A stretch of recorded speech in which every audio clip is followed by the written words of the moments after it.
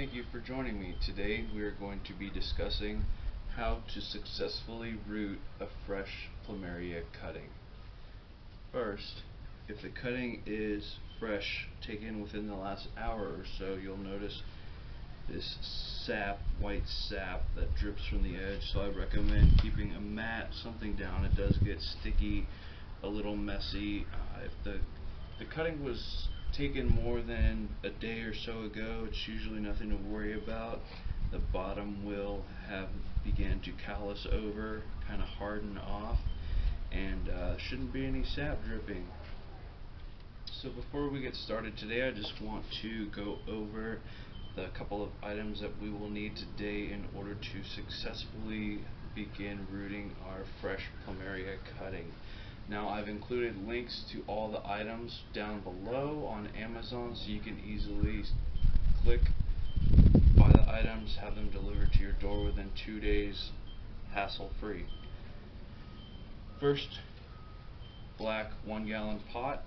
Now keep in mind, it is most important to use the black nursery pots, as black is going to attract most of the heat which the roots need to develop. Into this video, I do recommend sometimes using a heat mat to help the growth of the roots, but if it is hot outside and you use a black nursery pot, that will attract all the heat that you need to successfully root this cutting. Second item that we're going to be using today is a rooting hormone. Now I'm using the Take Root powder. I'll include links to all these items again in the bottom of the video. Some people prefer gel, rooting gel, some prefer the rooting powder. I don't really have a personal preference. They both work about the same in my opinion. I just happen to have this on hand.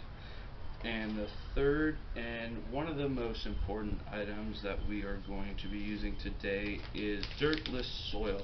I like to use about a 50-50 perlite coconut coir mix. I will include links at the bottom to the most recommended soils that you can purchase on Amazon with free delivery to your home. And then last but not least, we have our fresh Plumeria cutting.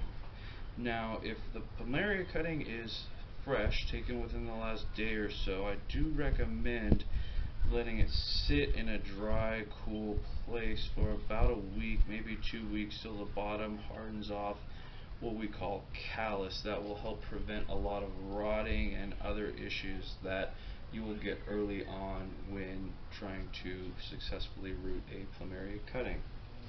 The first step we are going to take is to cut off all the leaves and inflows that you see on your cutting.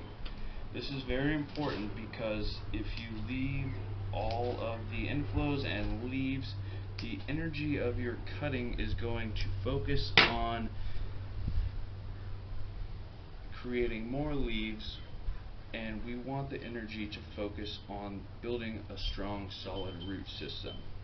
Alright, now that we have that taken care of, I'm going to take our rooting hormone, rooting gel, whichever you have, simply give it a little dip. Now, it's not mandatory that you use a rooting hormone, but it is highly, highly, highly recommended. Next, we are going to put our coconut coir perlite mix into the 1 gallon pot. I like to fill it about 2 inches from the top. Leave a little space.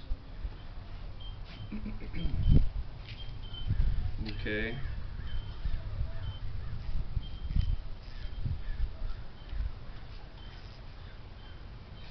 Next, you simply dig a little hole, I'd say 1 inch to 2 inches, with your fingers.